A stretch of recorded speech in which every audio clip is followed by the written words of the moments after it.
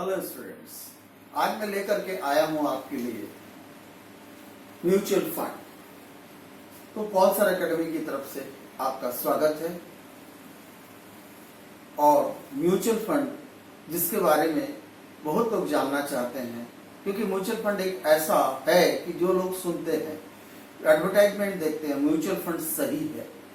तो mutual fund सही है, इतना सुनने मात्र से आपको ये नहीं समझ में आ पाता है कि म्यूचुअल फंड है क्या, है ना। और इसके हम तह तक घुसेंगे और आखिरी में मैं आपको बताऊंगा भी कि किस प्रकार से आप म्यूचुअल फंड में इन्वेस्ट कर सकते हैं। तो चलिए शुरुआत करते हैं हम लोग, म्यूचुअल फंड है क्या। तो म्यूचुअल फंड वो फंड है कि जैसे कि आप शेयर मार्केट में पैसा लगा रहे हैं या डिफरेंट टाइप के सिक्योरिटीज में पैसा लगाना चाह रहे हैं, परंतु आपके पास कोई विशेष ज्ञान नहीं है, दूसरे ने लगाया उसको देखे हम खुद भी लगा दिए, तो इस प्रकार से हमारा पैसा डूबने के चांसेस ज्यादा रहते हैं और उसमें रिटर्न आने के चांसेस कम रहते हैं। इसीलिए म्यूचुअल फंड ये कहता है कि आप हमें पैसा दीजिए, हम आपके पैसे के लिए ट्रस्टी बनेंगे और उस पैसे को हम डिफरेंट सेक्टर में लगा करके ज्यादा से ज्यादा प्रॉफिट कमा कर देने की कोशिश करेंगे। अब ये रहता है कि म्यूचुअल फंड आपको बोल तो दिया कि ज्यादा से ज्यादा हम प्रॉफिट या क्या नाम है कमा करके आपको देने की कोशिश करेंगे, पर हम अगर सभी म्यूचुअल फंड के सभी टाइप की तरफ देखें तो उससे आपको खुद पता लगेगा कि कहाँ वो कमा के दे सकते हैं और कहाँ पर वो कमा के नहीं दे सकते हैं। तो इसको आपको भी अलर्ट रहना है जब भी आप म्यूचुअल फंड में ज्वाइन कर रहे हैं या उसमें इन्वेस्ट कर रहे हैं। तो देखिए म्यूचुअल फंड जो है वो किस प्रकार से काम करता है। पहले ये आप इन्वेस्टर हैं या हम इन्वेस्टर हैं, हम अपने मनी को कहाँ दे रहे हैं, म्यूचुअल फंड में दे रहे हैं, जो कि फंड मैनेजर आपके पैसे को मैनेज करेगा। और वो फंड मैनेजर कहाँ मैनेज करता है, सिक्योरिटीज में, जैसे स्टॉक में, बॉन्ड में, है ना, मनी मार्केट इंस्ट्रूमेंट में और कमोडिटीज में। इस प्रकार से वो डिफरेंट सेक्टर में वो आपके पैसे को डालता है और उससे फिर क्या जनरेट होता है, रिटर्न जनरेट होता है, यानी प्रॉफिट जनरेट होता है और वो आपको वापस इन्वेस्टर के पास आ जाता है। ये रहा म्यूचुअल फंड का प्रोसीजर कि इस प्रकार से वो म्यूचुअल फंड में प्रोसीजर काम करता है। परंतु ये म्यूचुअल फंड हमारे यहाँ कब आया, है ना, और इसमें कितने पार्ट हैं। तो म्यूचुअल फंड के जो सेटअप होता है वो इस प्रकार से होता है कि एक ट्रस्ट रहता है, स्पॉन्सर, मतलब म्यूचुअल फंड कंपनी जो स्पॉन्सर करती है स्कीम को। दूसरा उसमें ट्रस्टी यानी बोर्ड ऑफ डायरेक्टर्स होते हैं जो आपके पैसे के ट्रस्टी होते हैं। और फिर ये एसेट मैनेजमेंट कंपनी जो कि रजिस्टर्ड रहती है, मतलब वो जो म्यूचुअल फंड निकाल रहे हैं वो एक एसेट मैनेजमेंट कंपनी है जो कि सेबी यानी कि securities exchange board of India से वो रजिस्टर्ड होता है। कैसे रूप में, म्यूचुअल फंड। इसमें एक चौथा भाग भी रहता है जो यूनिट होल्डर होता है, आप और हम जो पैसा लगाते हैं। तो इस प्रकार से ये चार पार्ट में मेनली रहता है और पांचवा पार्ट जो होता है वो खुद म्यूचुअल फंड होता है। तो इस प्रकार से ये चार पार्ट में डिवाइड हुआ। अब म्यूचुअल फंड जो किस कब चालू हुआ इंडिया में, ये पहले देखें हम, और फिर धीरे धीरे कैसे कैसे डेवलप हुआ। तो हम केवल मेन पॉइंट्स को ले रहे हैं, क्योंकि सबसे पहले यूटीआई ने चालू किया था, यूनिट ट्रस्ट ऑफ इंडिया। 1963 में इसने पहला म्यूचुअल फंड चालू किया था। तो इसके बाद ये कुछ दिन तक तो ऊपर चला, परंतु 80s में ये बहुत बुरी तरीके से डाउन हुआ, इसमें पैसों का बहुत गबन हुआ। इस प्रकार से ये यूनिट ट्रस्ट ऑफ इंडिया फिर एग्जिस्टेंस में नहीं रहा, परंतु यूटीआई बैंक जो है वो एक्सिस बैंक के रूप में बाद में चालू हो गई। ठीक है, अब हम आते हैं कि 1980s में जब इसकी बर्बादी चालू हुई तब स्टेट बैंक ऑफ इंडिया जो है 1987 में अपना म्यूचुअल फंड खोला। फिर 1989 में एलआईसी में और जीआईसी ने 1990 में खोला। इस प्रकार से ये तीन बड़े भाग जो हैं वो म्यूचुअल फंड में कूदे। और उसके बाद first private sector mutual fund भी आया, कोठारी पायनियर। कब आया? 1993। परंतु बाद में ये फ्रैंकलिन टेम्पल्टन के साथ मर्ज हो गया, तो अब इसका कोई एग्जिस्टेंस नहीं रहा है, परंतु ये तीनों अभी भी एग्जिस्टेंस में है। अब ये रहा कि different type of mutual fund के स्कीम है ना। ये रहता है पहला ओपन एंडेड फंड, दूसरा रहता है क्लोज एंडेड फंड। तो ये ओपन एंडेड फंड क्या है?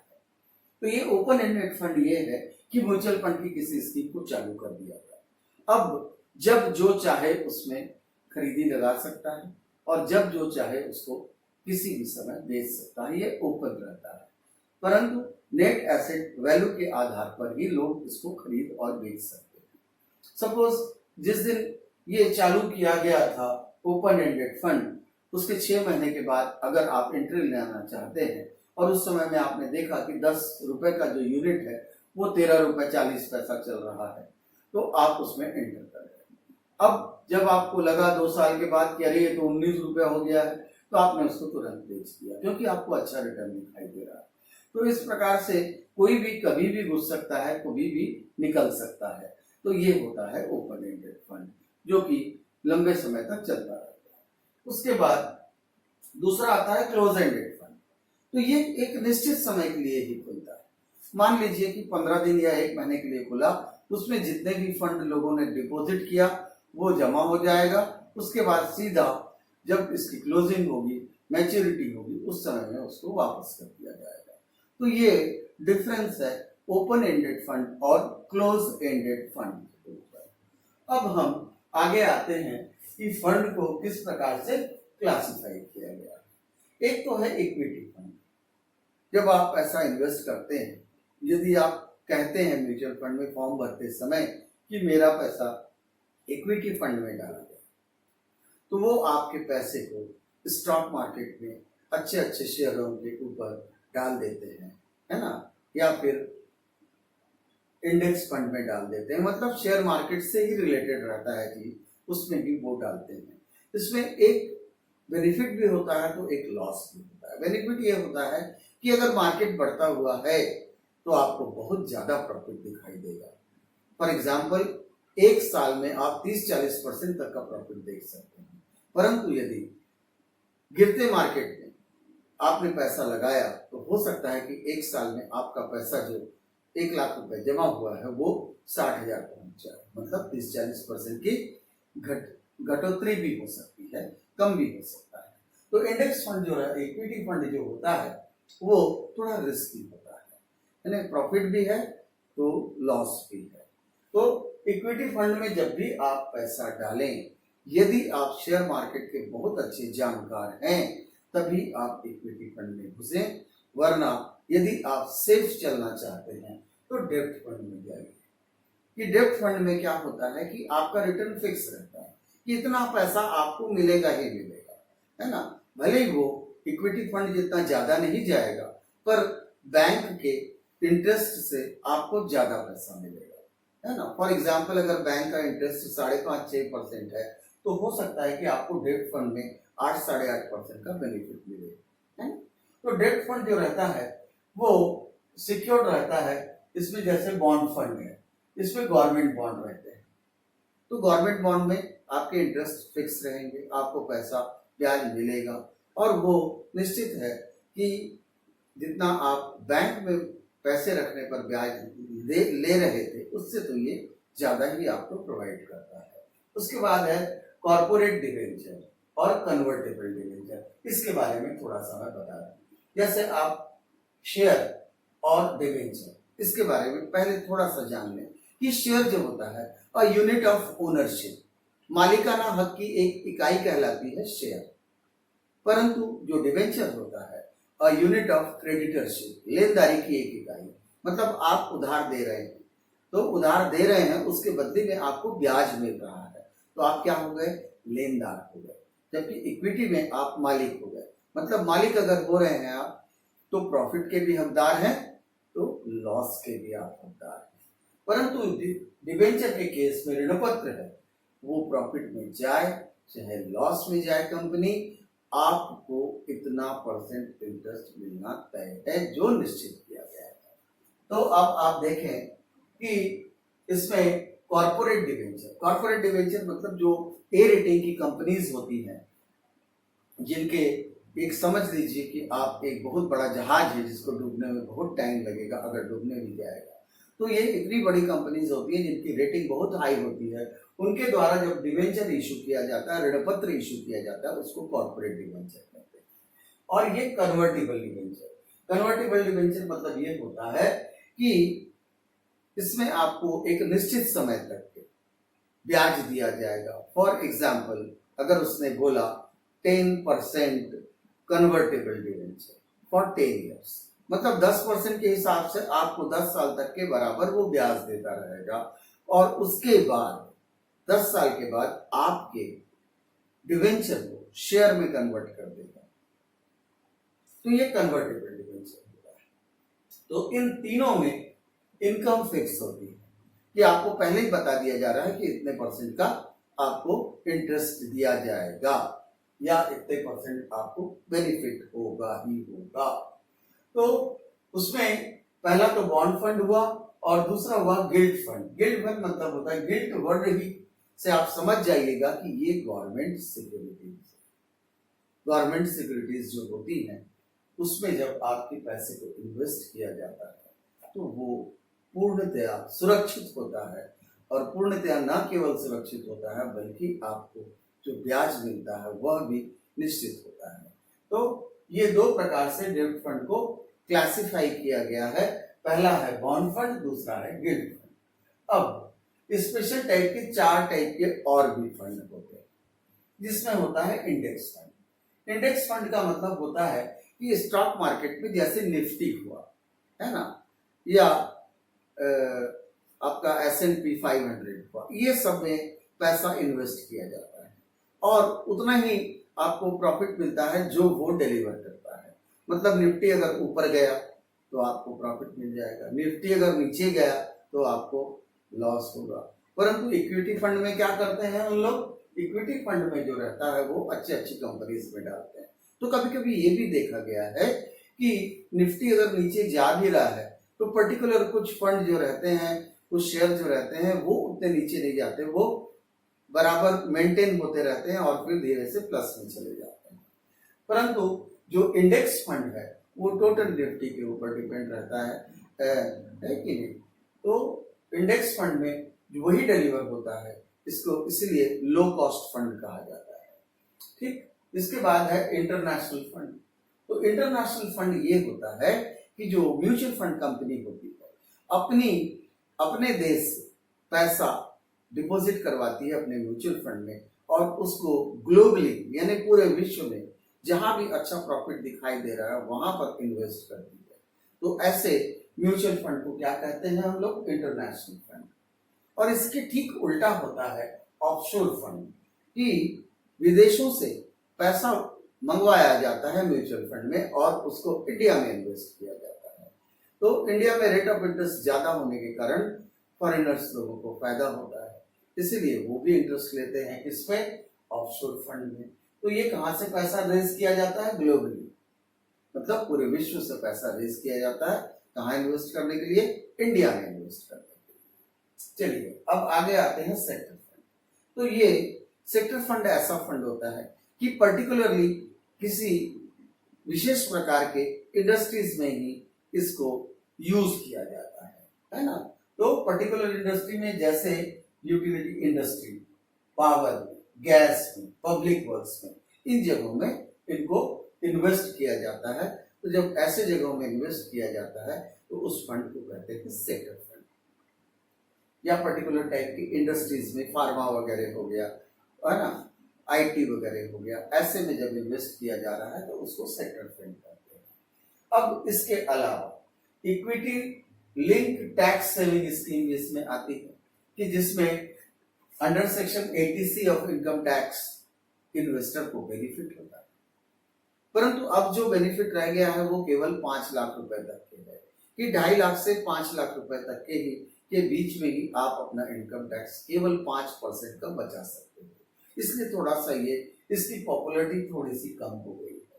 पर इसमें एक चीज और भी रहता है कि लॉक इन पीरियड रहता है, क्योंकि आप उसमें टैक्स का बेनिफिट ले रहे हैं तो लॉक इन पीरियड जो रहता है वो 3 से 5 साल तक का रहता है, ये वेरी करता है।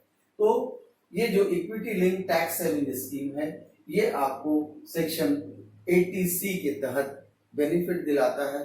कितना? 5% का टैक्स का आपको बेनिफिट होता है। ठीक, तो आपको पैसा तो बराबर मिल रहा है, पर ये एडिशनल 5% पहले साल आपको मिला और कुछ नहीं। अब इसके बाद हम आ रहे हैं कि हम जो खरीदी बिक्री कर रहे थे, तो मैंने आपको बोला था कि नेट एसेट वैल्यू के रेट पे ही आपका ओपन एंडेड फंड जो होता है वो खरीदी बिक्री होता है। तो ये नेट एसेट वैल्यू है क्या? तो ये नेट एसेट वैल्यू जो रहता है कि म्यूचुअल फंड जिस दिन भी वाइंड अप होगा, तो उस म्यूचुअल फंड के उस स्कीम का जो भी रेट होगा, नेट एसेट वैल्यू होगा, वो आपको प्रदान किया जाएगा उस म्यूचुअल फंड कंपनी के द्वारा। ये तो रहा कि एक परिभाषा, परंतु इसका जो उपयोग होता है वो इतना ज्यादा होता है कि आप नेट एसेट वैल्यू जो है वो मार्केट वैल्यू को रिप्रेजेंट करता है। और ये नेट एसेट वैल्यू कैसे प्रदान किया जाता है या उसका रेट कैसे आता है? इसमें रहता है asset minus liability. Asset minus liability किए तब फिर वो नेट एसेट वैल्यू बनता है। कि जैसे आज आपने कोई भी ओपन एंडेड फंड लिया, उसका नेट एसेट वैल्यू आज की डेट में ही 10 रुपए 25 पैसे। फिर ये धीरे धीरे धीरे धीरे प्रॉफिट अर्न करने लगेगा, डिफरेंट सेक्टर में पैसे को लगाएगा और उसका जो प्रॉफिट आएगा उससे उसमें जो भी एसेट तैयार हो रहा है उसमें जो लायबिलिटी माइनस हो रही है, पता चला साल भर में 30% हो गया या 20% हो गया। तो 30% हो गया तो नेट एसेट वैल्यू जो बनेगी 10 रुपए का 13 रुपए बनेगा, 20% होगा तो 10 रुपए का 12 रुपए बनेगा। तो ये नेट एसेट वैल्यू जो रहता है वो डे टू डे चेंज भी होता रहता है, क्योंकि इन्वेस्टमेंट जो किया जा रहा है डिफरेंट सेक्टर में कभी ऊपर कभी नीचे चल रहा है, इसीलिए ये चेंजेस डेली, ये रोज थोड़ा बहुत कुछ एक पैसे से ऊपर नीचे होता रहता है। तो इसमें ये रहता है कि इसको पर यूनिट में इसको मापा जाता है। जैसे मैंने बताया था कि 10 रुपए का अगर एक यूनिट है तो उसी पर यूनिट के हिसाब से वो 12 रुपए 13 रुपए हो रहा है ना। तो जब जैसे इन्वेस्टर को लग रहा है कि मैंने इन्वेस्ट किया, अब एक साल के बाद यदि मुझे 30% का प्रॉफिट दिखाई दे रहा है, हो सकता है अगले साल कहीं कम ना हो जाए, इसलिए वो तुरंत उस नेट एसेट वैल्यू में उसको सेल करेगा और 10 रुपए का 13 रुपए ले लेगा। अर्थात 1 लाख रुपए अगर उसने जमा किया है तो 1,30,000 रुपए मिल जाएगा। तो एक साल में इतना सारा बेनिफिट देख करके कभी कभी इसमें आदमी निकल जाता है, फिर सोचता है कि फिर जब नीचे आएगा तो फिर मैं इसको फिर से री इन्वेस्ट करूंगा, क्योंकि इसका रेट ऊपर नीचे हो रहा है, स्टॉक मार्केट भी ऊपर नीचे होता है। अगर उसने बैलेंस फंड में भी अगर डाल दिया है तो बैलेंस फंड का मतलब होता है कि कुछ पोर्शन इक्विटी में, कुछ पोर्शन 50% इक्विटी में, 50% डेब्ट, तो भी थोड़ा बहुत तो ऊपर नीचे होता रहेगा, क्योंकि डेब्ट तो एक समान ही रहेगा, परंतु इक्विटी जो है आधा थोड़ा ऊपर रहेगा, कभी थोड़ा नीचे रहेगा। तो कोई भी पोजीशन रहे, अगर इन्वेस्टर को अधिक पैसा दिखाई दे रहा है तो वो उसको नेट एसेट वैल्यू पर बेचता है, और जब उसको दोबारा घुसना होता है तो वो उस नेट एसेट वैल्यू के ही रेट पर के वो उसमें इन्वेस्ट करता है। तो ये नेट एसेट वैल्यू आप अच्छे से समझ चुके होंगे। इस प्रकार से हमारा जो म्यूचुअल फंड है वो यहाँ पर चैप्टर तो खत्म होता है, पर मैं आपको एक सजेशन देना चाहूंगा। यदि आप म्यूचुअल फंड में इन्वेस्ट करना चाहते हैं और एक सेफ इन्वेस्टर बनना चाहते हैं, तो सेफ इन्वेस्टर बनना चाहते हैं तो आप डेट फंड पर जाएं। इस पे जाएं, डेट फंड पर जाएं, क्योंकि इसमें आपको इनकम फिक्स मिलती है। परंतु यदि आप रिस्क लेना चाहते हैं और शेयर मार्केट के बारे में अच्छा नॉलेज रखते हैं, तब तो आप इक्विटी फंड में जाएं और अपने हिसाब से उस म्यूचुअल फंड को मैनेज करें, क्योंकि वो मैनेज करने का पावर आपको देता है कि आप अपने फंड को, है ना, साल में 3 से 4 बार इधर उधर कर सकते हैं। तो आपको जैसे लग रहा है कि नहीं, अब इक्विटी फंड में बहुत ज्यादा हो गया इन्वेस्टमेंट, अब प्रॉफिट ज्यादा दिख रहा है, तो आप हटा लीजिए उसको और डेब्ट फंड में डालिए। या फिर कहीं गिरने लग रहा है कि अरे ये तो लंबा चला जाएगा, हमारा 10 रुपए 9 रुपए बन जा रहा है, यानी 1 लाख रुपए 90,000 बन चुका है, तो आप तुरंत हटाइए और हटा करके उसको डेब्ट फंड में डाल के अपने लॉस को रोक दीजिए। जब ये नीचे आ जाए फिर आप उसको क्या करिए, इक्विटी फंड में डालिए कि अब ये ऊपर जाएगा। तो ये ध्यान रखना पड़ेगा आपको as a mutual fund investor. अगर आप म्यूचुअल फंड इन्वेस्टर होकर के 100 के प्रॉफिट कमाना चाहते हैं तो बिल्कुल इक्विटी फंड की तरफ ना जाएं, डेब्ट फंड की तरफ भी जाएं, या तो बॉन्ड हुआ या गिल्ड फंड हुआ, इस तरफ भी आप जाएं कि जिससे आपका इनकम सिक्योर है। तो चलिए, आज का हमारा म्यूचुअल फंड का सेशन यही खत्म होता है। अगर आपको पसंद आया है तो लाइक सब्सक्राइब जरूर करिएगा और बेल की घंटी को जरूर बजाइएगा, जिससे हमारे अगले आने वाले वीडियो की नोटिफिकेशन आपको मिलती रहेगी। और यदि आप मेरे समझाने के तरीकों को पसंद कर रहे हैं तो निश्चित रूप से आप पॉल्सर एकेडमी में ज्वाइन करिए, जो कि bank, railway, SSC, public sector exams, PSC और व्यापम, इन सभी के लिए आपका प्रिपरेशन करवाती है और बहुत इकोनॉमिक रेट में और मैक्सिमम फैसिलिटीज के साथ, क्योंकि आपको ना केवल लाइव लेक्चर्स मिलते हैं, वीडियो मिलते हैं, टेस्ट मिलते हैं बहुत बड़ी मात्रा में। तो आइए ज्वाइन करिए पॉल्सर एकेडमी, कभी भी आप फोन करिए और अपनी ट्रायल क्लासेस लीजिए।